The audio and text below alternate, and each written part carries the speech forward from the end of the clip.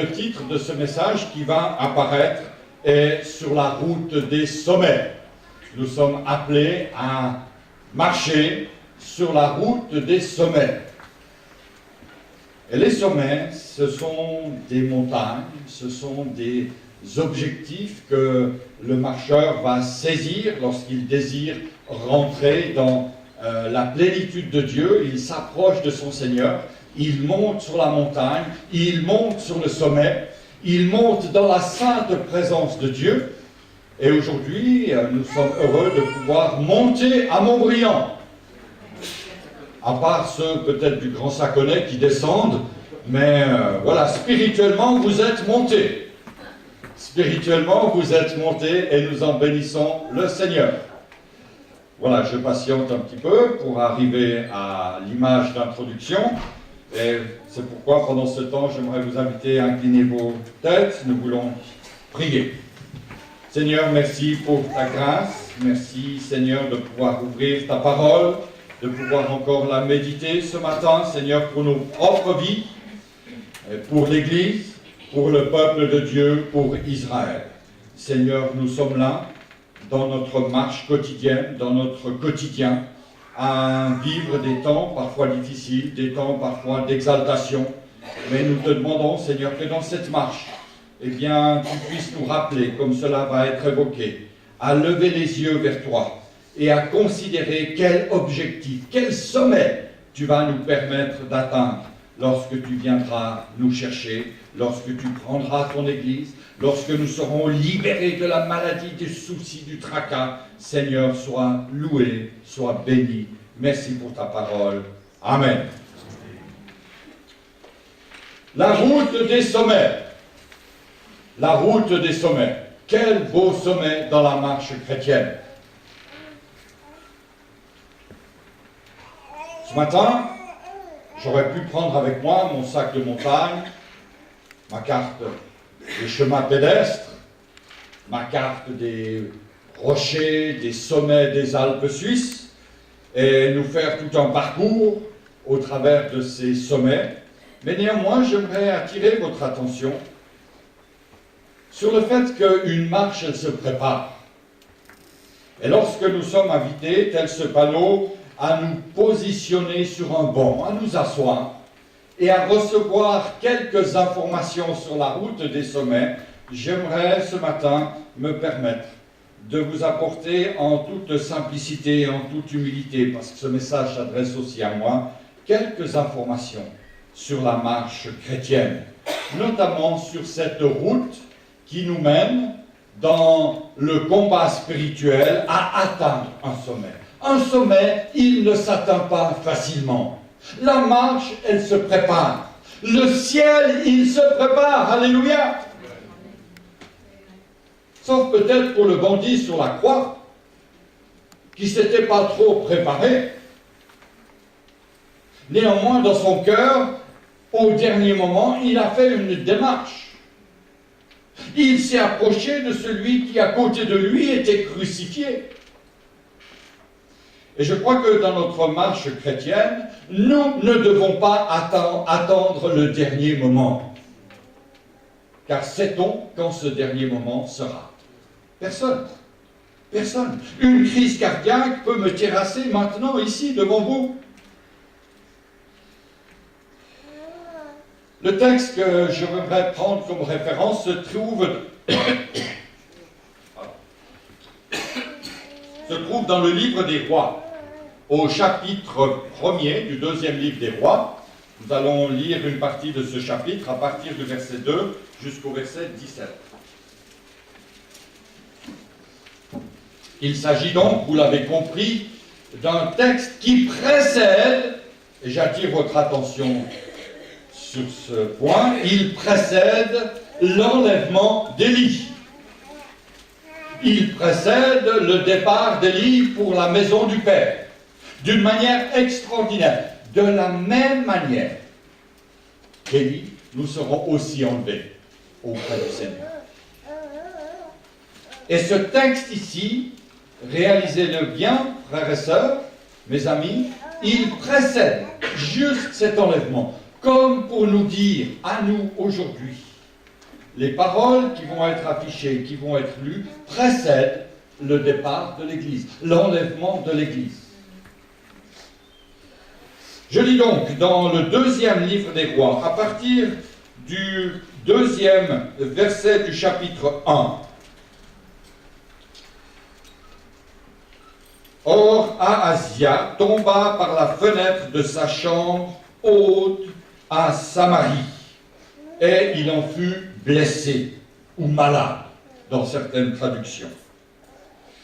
Il fit partir des messagers et leur dit: allez consulter Belzéboub, ou Belzébuth, dieu d'Écron, pour savoir si je guérirai de cet accident ou pas. Mais l'ange de l'Éternel dit à Élie, le Tishbite, lève-toi, monte à la rencontre des messagers du roi de Samarie et dis-leur, est-ce qu'il n'y a point de Dieu en Israël que vous allez consulter Belzébuth, dieu d'Écron? C'est pourquoi ainsi parle l'Éternel, tu ne descendras pas du lit sur lequel tu es monté, car tu mourras. Et Élie s'en alla. Les messagers retournèrent auprès d'Ahazia, et il leur dit, pourquoi revenez-vous? Ils lui répondirent, un homme est venu à notre rencontre et nous a dit, allez, retournez vers le roi qui vous a envoyé et dites-lui, ainsi parle l'Éternel. Est-ce que c'est parce qu'il n'y a point de Dieu en Israël que tu envoies consulter Belzébuth, dieu d'Écron? C'est pourquoi tu ne descendras pas du lit sur lequel tu es monté, car tu mourras. C'est une parole prophétique. Une parole prophétique, destinée au roi de Juda. Je précise ici que le pays était à cette époque-là séparé dans la confusion. Il y avait parfois des temps d'une certaine prospérité spirituelle, d'un certain retour à Dieu, et puis à d'autres moments c'était la gabegie complète. Et nous sommes là dans un temps de gabegie. Et ce roi, le roi Ahazia, tombe par la fenêtre.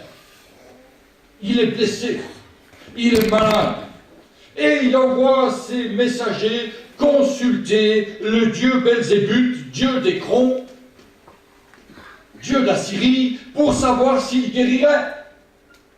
Alors qu'il y avait en Israël des hommes de Dieu comme Élie, qui étaient les porte-paroles du Seigneur. Je reprends la lecture au verset 7.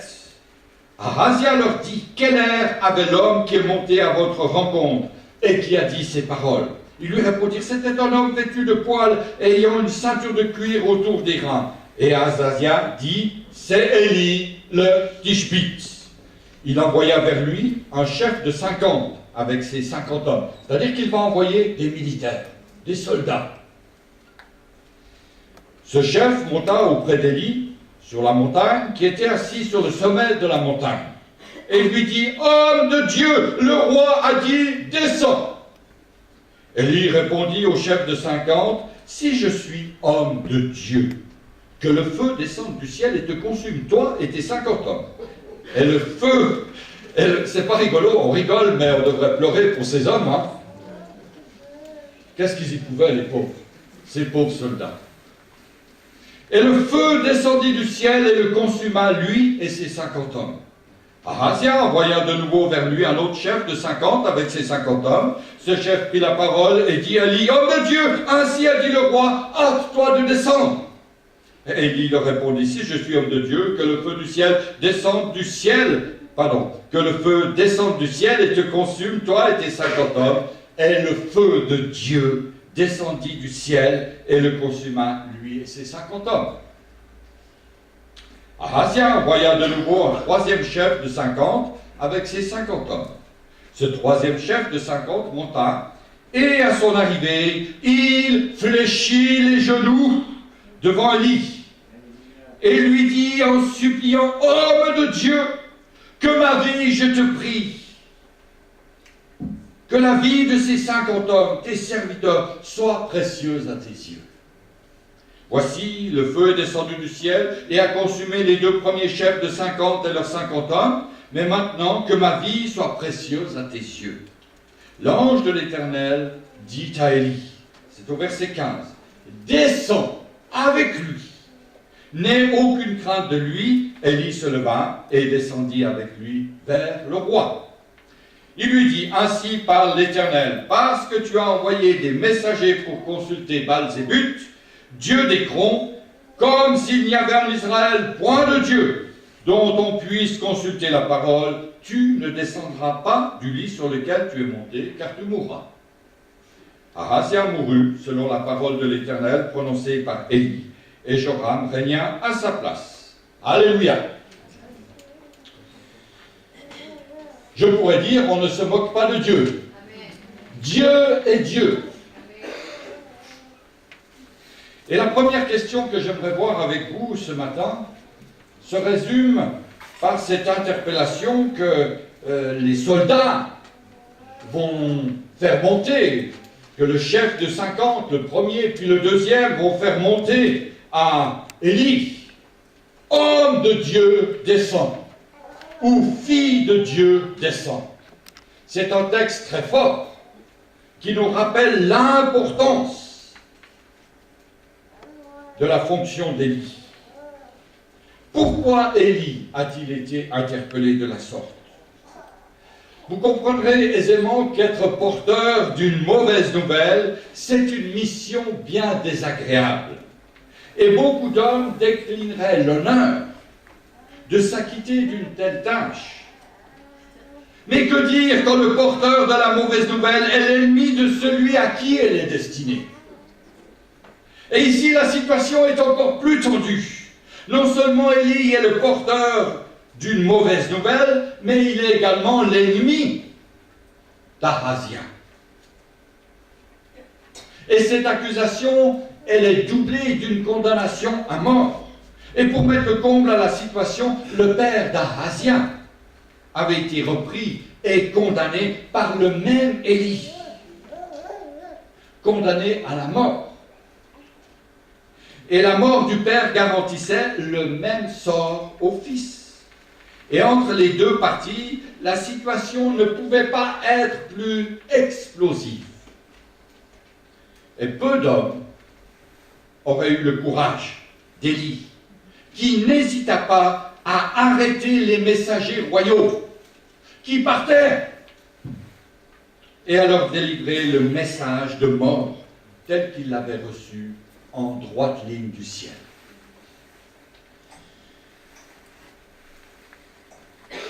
La position du chrétien aujourd'hui est différente de celle d'Élie, puisque ce que nous avons à annoncer au monde n'est pas un message de mort, mais la bonne nouvelle du pardon de Dieu. Toutefois, cette position n'est pas sans présenter une certaine analogie, une certaine similitude avec celle d'Élie devant Ahazia. Et vous allez le comprendre aisément.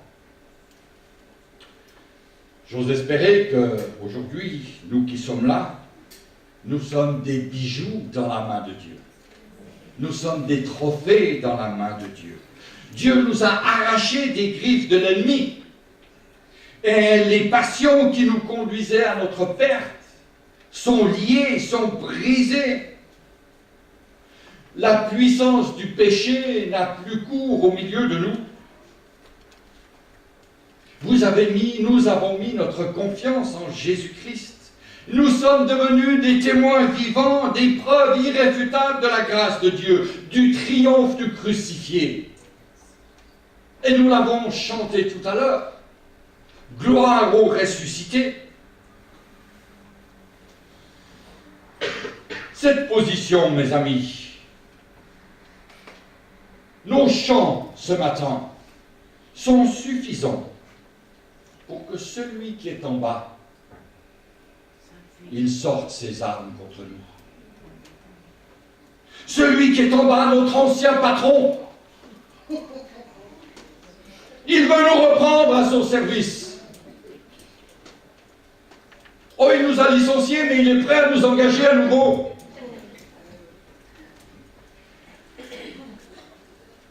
Notre vie, mes frères et sœurs, elle n'a plus le goût d'autrefois. Nous avons la saveur du Christ, le parfum de nos louanges.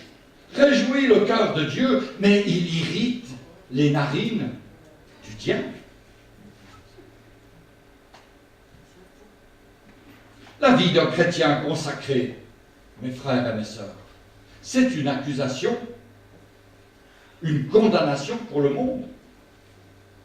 Lorsque nous sommes dans la joie, avec les chrétiens du monde entier, de célébrer bientôt Pâques, l'ennemi, lui, il rugit. D'ailleurs, la Bible ne dit-elle pas que l'Évangile est appelé une folie pour ceux qui périssent? Combien de personnes autour de nous disent, mais ils sont fous ces chrétiens. Ils sont complètement fous. Peut-être même votre mari dit cela, votre femme dit cela, vos enfants disent cela. Mais papa, t'es tombé sur la tête ou bien? Ainsi, Élie et le chrétien ont le même ennemi. Parce qu'ils ont le même message. Parce que nous avons le même message. Nous avons le même témoignage à apporter. Voilà donc pourquoi Élie est interpellé de la sorte. Homme de Dieu, descends! Fille de Dieu, descends! Descends. C'est toujours ce que l'ennemi aimerait faire avec nos vies. Nous faire descendre. Nous faire descendre. Jamais monter. J'aimerais qu'on remette la présentation. Jamais monter. Le Seigneur veut nous conduire à être des porteurs de bonnes nouvelles. Alléluia! À être des porteurs de bonnes nouvelles. Mais l'ennemi, lui, il est rusé. Et Élie, qu'est-ce qu'il devait faire? Nous, qu'est-ce que nous devons faire? Descendre. Descendre. Descendre. Le chrétien ressent les forces qui l'attirent vers le haut. Alléluia! Je citais en début de culte les paroles de cet homme de Dieu qui a dit que nous devons progresser. Et si nous ne progressons pas aujourd'hui, c'est que nous sommes devenus petit à petit des rétrogrades. Et j'ose espérer que ce matin, nous allons progresser. Alléluia! Pour ceux qui ne le savent pas, mais beaucoup le savent au milieu de nous, excusez-moi de me répéter, mais je remercie le Seigneur de m'avoir donné un nom comme le mien. Im Oberste, sur le chemin qui monte. Alléluia! Quelle grâce de Dieu d'être sur le chemin qui monte. Il y en a qui peut-être s'appellent Im Unterste, c'est le chemin qui descend. Et qui aboutit où? Dans l'enfer. Nous sommes appelés à monter. Nous ressentons en tant que peuple de Dieu une poussée vers le haut. Mais peut-être que demain matin, au moment de vous lever, vous allez sentir une poussée vers le bas. Quelque chose qui vous attire vers le bas. Une voix qui se fait entendre. Et que tu dis, oh, c'est lundi, redescends. Si tu t'es égaré dimanche, maintenant redescends. Ça, c'est la voix de l'ennemi. C'est la voix de cette cohorte de soldats, les acolytes du diable qui sont là à nos côtés et qui nous disent, mais descends mon gars, descends ma fille. Nous avons tous à un moment donné, et peut-être même à plusieurs reprises, entendu cette voix qui nous disait descendre. Cette voix, c'est le capitaine qui la donne. C'est le capitaine de cette première cohorte de 50. Puis, le deuxième capitaine, homme de Dieu, descend. En réalité, l'ordre, il venait du roi même, du haut lieu de la seigneurie humaine. La Bible enseigne que nous n'avons pas à lutter contre la chair et le sang, mais contre les autorités. contre les dominations, contre les principautés qui sont dans les lieux célestes. Les ordres viennent du haut de la hiérarchie du bas. Je l'écris. Les ordres viennent du haut de la hiérarchie du bas. Et non pas du bas de la hiérarchie du haut. C'est complètement différent. Est-ce que vous me suivez là? Vous êtes avec moi là? La hiérarchie du bas, ce sont les acolytes du diable. Ils sont très bien structurés. Oh, je ne vais pas faire de la démonologie ce matin. Mais les acolytes du bas, l'armée du bas, est structurée. Ils ont des petits galons là sur les épaules. Ils ont des places. Ils ont des ordres. Ils les reçoivent de qui? De tout en haut de la hiérarchie du bas. C'est-à-dire du diable. Exactement. El diablo.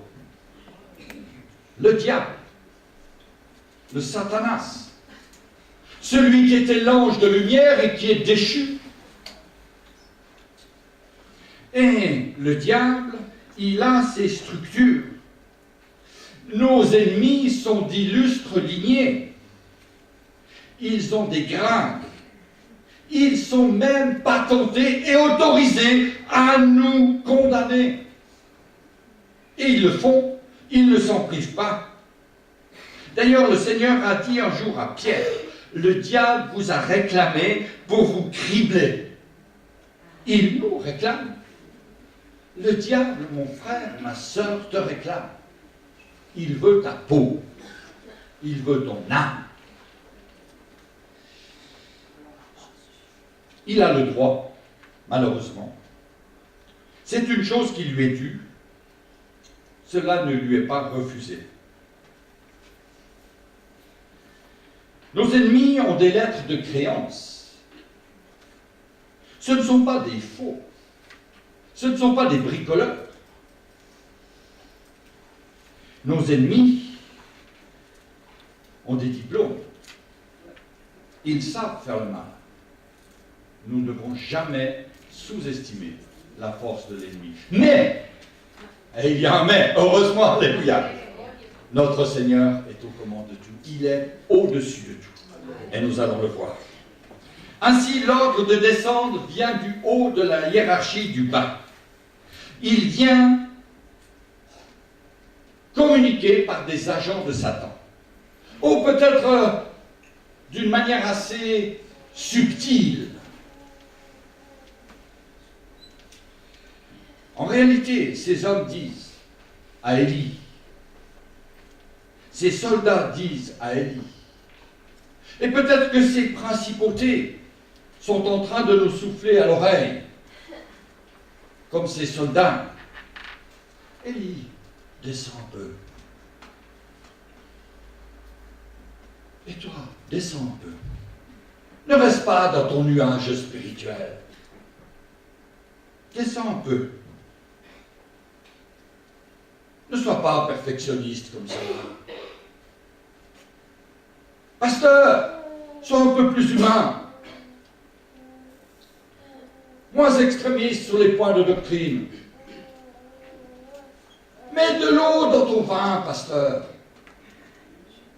Mon frère, ma sœur, ne sois pas si exigeant. Laisse les choses, laisse. C'est la stratégie de l'ennemi. Il veut que nous descendions. Ce sont des paroles qui nous affectent. Ce sont des paroles qui parfois même viennent de nos frères, de nos sœurs, de nos amis. Nos chers amis chrétiens qui nous disent ces choses et qui nous peinent.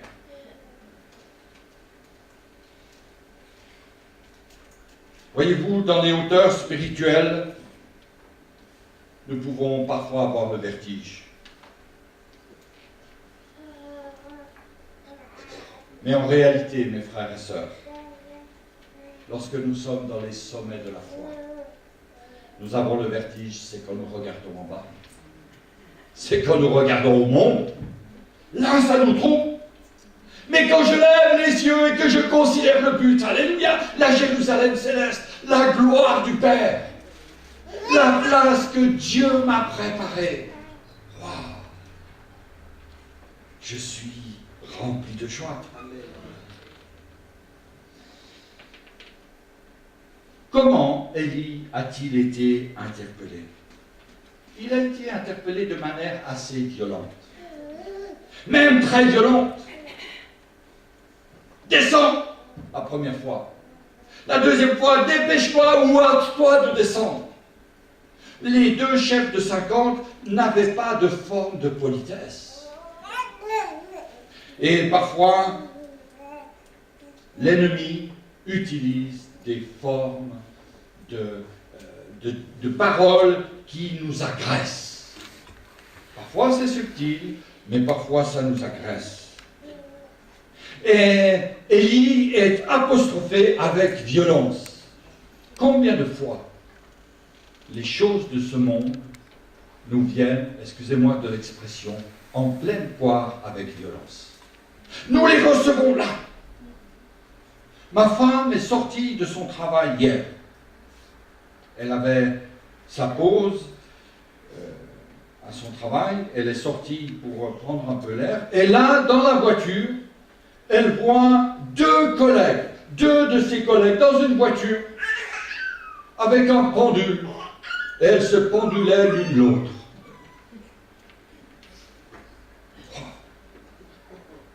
Ça vous agresse, ça vous donne le vertige.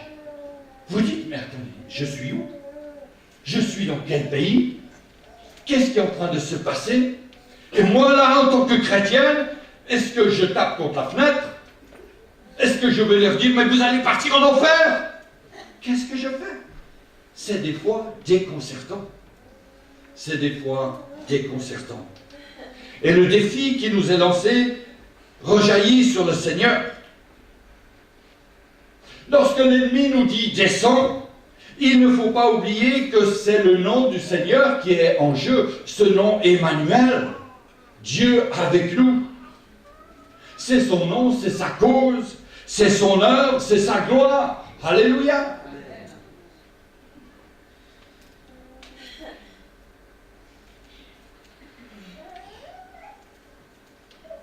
Notre Seigneur, Jésus, est assis à la droite de Dieu. Il est hors de portée des atteintes de Satan, des atteintes maléfiques, des atteintes diaboliques. Il est assis à la droite du Père.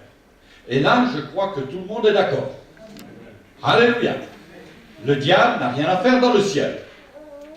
Donc notre Seigneur Jésus est protégé. Il est hors de portée de l'ennemi. Par contre, Satan s'attaque à ceux qui sont encore sur la terre, c'est-à-dire vous et moi. Il s'attaque encore à ceux qui sont sur la terre et qui sont l'objet de l'amour et de la grâce de Dieu. Satan, ce petit malin, se dit, je ne peux pas atteindre Jésus, je ne peux pas atteindre Dieu, mais je veux atteindre ceux en qui il a mis toute son affection. Et c'est pourquoi, mes frères et mes sœurs, nous sommes attaqués dans notre marche quotidienne. C'est pourquoi, dans notre marche sur les sommets, nous sommes attaqués. Et l'ennemi nous dit, descends. L'ennemi nous dit, reviens. Ne reste pas là-haut dans ta sphère spirituelle. Descends, baisse le niveau de ta vie. Ne sois pas spirituel à outrance. Accepte, somme toute, nous dit l'ennemi, certains compromis dans ta vie. Tu t'en sentiras mieux. Quel menteur, quel manipulateur. Mes amis, il vaudrait mieux que nous descendions dans la tombe que de descendre d'un cran dans notre spiritualité, d'un cran dans notre foi. Nous croyons à la résurrection. Nous croyons en Dieu Tout-Puissant. Nous croyons que Jésus reviendra chercher son Église. Il n'y a pas de discussion sur ces points. Et le salaire du péché, c'est la mort.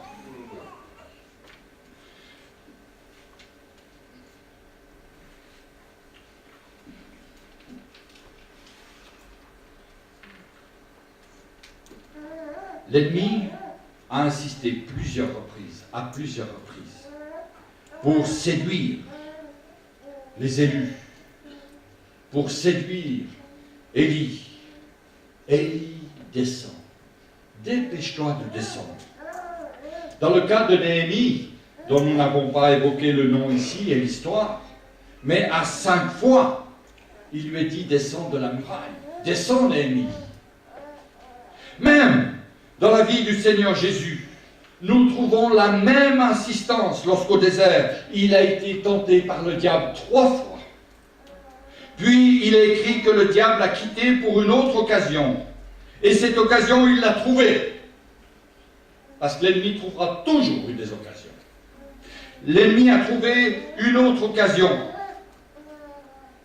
d'accuser Jésus dans sa famille, dans sa nation, chez ses frères qui ne croyaient pas en lui, chez sa mère, auprès de Pierre, et finalement à la croix de Golgotha. Car à la croix de Golgotha, il a été dit, si tu es fils de Dieu, descends de la croix et nous croirons en toi.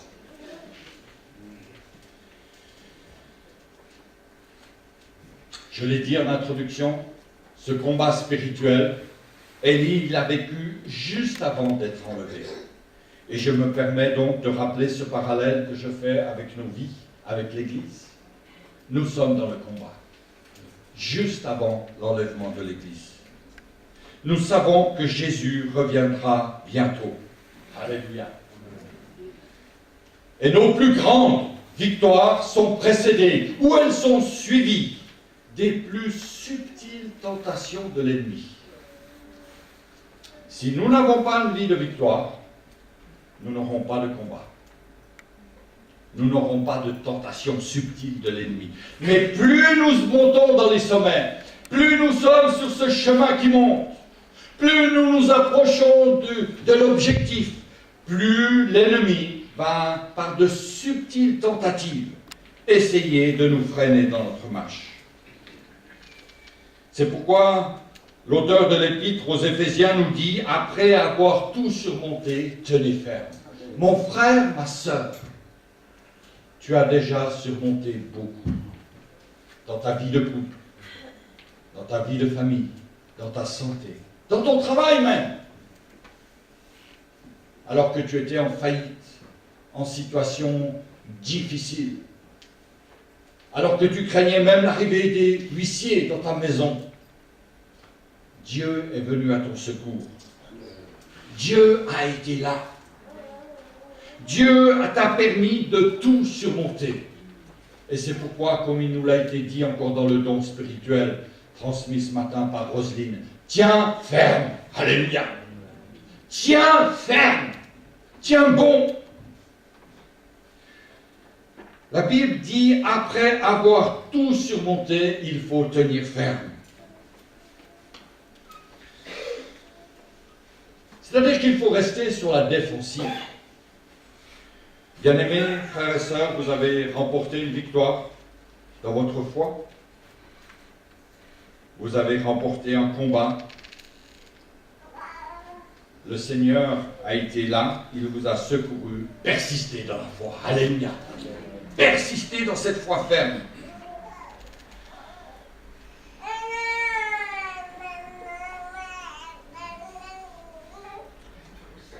La question qu'on peut se poser, donc, finalement,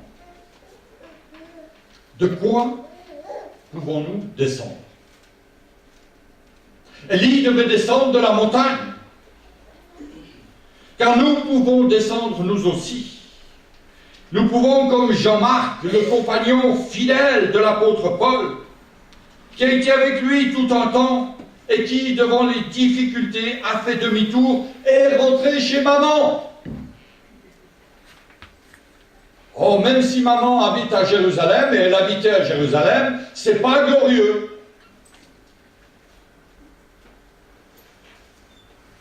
Nous ne devons jamais oublier le grand commandement de Jésus, que je relisais vendredi soir lors de l'Assemblée générale. Allez, faites de toutes les nations des disciples.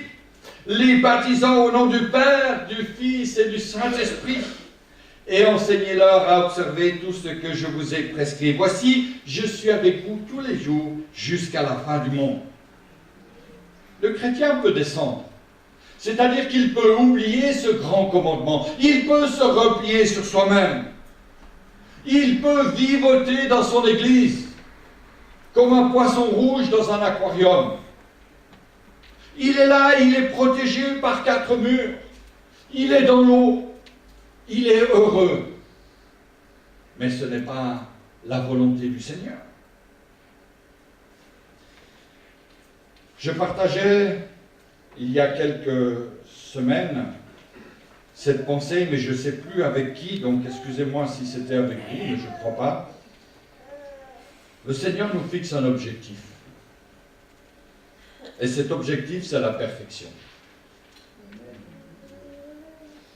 Et je me disais, mais est-ce que, en tant que pasteur, je suis parfait? Ah ben non. Est-ce qu'en chrétien, je suis parfait? Ah ben non. Est-ce qu'en tant que mari, je suis parfait? Ma femme n'est pas là. Elle dirait non, elle le crierait depuis le fond.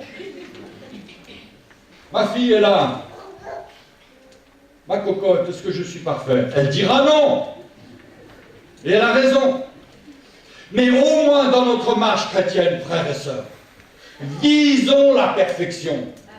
Et à ce moment-là, nous serons excellents. Si nous visons l'excellence, nous serons très bien. Si nous visons à être très bien, nous serons bien. Si nous visons à être bien, nous serons moyens. Et si nous visons à être moyens, nous serons médiocres. Ça, c'est clair. C'est clair. C'est pourquoi le Seigneur nous appelle à viser le haut des sommets, à viser la perfection de la marche chrétienne. Et lorsque l'ennemi est là, lorsque nous sommes titillés par l'ennemi qui veut nous faire redescendre, reviens dans la plaine. Il n'y a qu'une réponse à donner.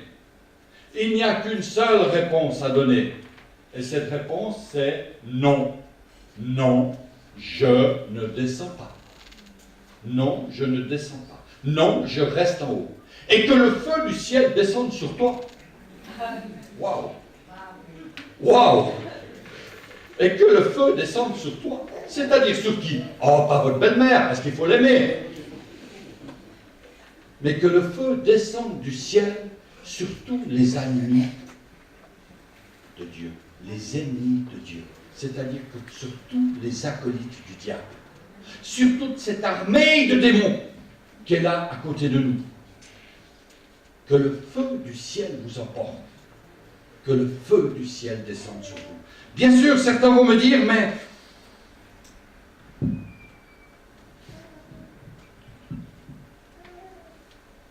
à la 3e tentative, Élie est descendu. Eh oui, Élie est descendu. Alors même si ce n'est pas dans le message ce matin, j'aimerais dire qu'Élie est descendu. Pas parce que c'est l'ennemi qui a appelé, mais parce que c'est Dieu qui lui a dit descends. Les ordres sont différents. Quand les ordres viennent du bas ou quand les ordres viennent du haut, ils sont différents. Quand les ordres viennent du diable ou quand les ordres viennent de Dieu, ils sont différents. Et il y a des temps où Dieu nous dit, vas-y, vas-y, je suis avec toi, ne crains pas, ne crains pas. Il faut savoir discerner la voix de Dieu. Il faut savoir être à l'écoute de la voix de Dieu. Et lorsque Élie a entendu la voix de Dieu pour la première fois, c'est-à-dire dans le 3e appel, il est descendu. Mais rappelons-nous, Jésus, lui, fils de Dieu, n'a rien entendu de son Père alors qu'il était à la croix. Jésus a refusé de descendre de la croix pour que nous puissions avoir le droit de monter au ciel. Jésus a refusé de descendre de la croix pour que nous puissions avoir le droit de monter au ciel. Alléluia. Et parce que les portes du ciel se sont fermées sur sa tête pendant les 3 heures les plus sombres de cette journée, c'était contre nature. Parce qu'il a crié, mon Dieu, pourquoi m'as-tu abandonné? Et c'est vrai qu'il a été abandonné du Père. Il fallait qu'il soit abandonné parce que le péché doit être abandonné. Eh bien, parce qu'il l'a fait aujourd'hui. Le ciel est ouvert, alléluia. Et le ciel se remplit de myriades et de myriades d'hommes et de femmes comme vous et moi, qui allons chanter la gloire de l'agneau ressuscité. Le ciel est peuplé de rachetés. Le ciel est peuplé de vie, où il n'y a plus aucun désespoir, aucune maladie, aucun souci, aucun tracas. Mais il y a la connaissance de la consolation et la joie de l'espérance. Alléluia. Et c'est ce que Jésus veut nous apprendre ce matin. Lorsque nous quittons notre marche de vallée, lorsque nous montons sur les sommets, mes frères et sœurs, persévérons. La marche est longue, la marche est peut-être difficile, mais le Seigneur est là. Alléluia. Ne nous laissons pas intimider par les blessures des pieds, par le froid de la neige, par les rayons du soleil qui peuvent nous aveugler. Marchons, mes frères et mes sœurs, marchons dans le chemin de la foi, parce que Dieu a des beaux projets pour nous. Nous voulons incliner nos têtes, nous voulons prier quelques instants. Seigneur, nous voulons nous placer les uns et les autres devant toi. Merci pour ce merveilleux itinéraire, Seigneur, que tu nous donnes. Une marche dans les sommets, Seigneur. Une marche dans la gloire céleste, qui nous conduit dans cette gloire céleste. Ô Jésus, que toutes les œuvres mauvaises, les mauvaises paroles du monde, de la tentation, des esprits mauvais, des acolytes du diable puissent être rendus sans effet dans nos vies. Seigneur, nous avons besoin de fixer nos regards sur toi. Alors dans notre marche, Seigneur, accompagne-nous. Je prie ce matin, Seigneur, pour ceux et celles qui sont découragés, fatigués par cette marche. Relève-les, Seigneur, que jamais ils ne descendent, Seigneur, mais qu'ils restent dans ta marche, Seigneur, avec toi sur le chemin. Seigneur, nous voulons dans quelques instants nous quitter, alors que nous puissions garder dans notre tête, Seigneur, dans notre esprit, l'esprit des sommets, si j'ose employer ce mot, Seigneur. L'esprit, Seigneur, qui nous rapproche de toi. L'esprit qui nous permet de combattre toutes les œuvres mauvaises. Amen, amen et amen.